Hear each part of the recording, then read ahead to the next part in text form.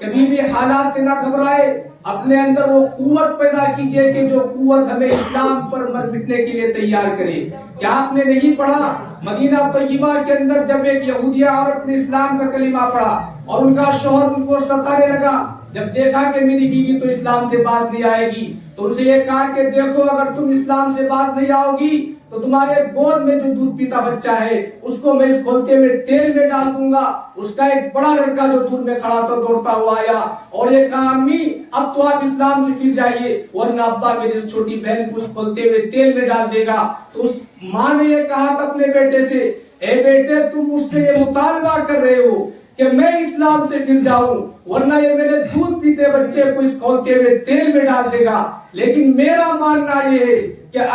اگر میرے درجنوں بچوں کو اس کھولتے ہوئے تیل میں ڈال دیا جائے، قسم بخدا میری آنکھ اس منظر کو دیکھنا تو گوارا کر سکتی ہے لیکن میں کبھی بھی اسلام سے نہیں پھر سکتی۔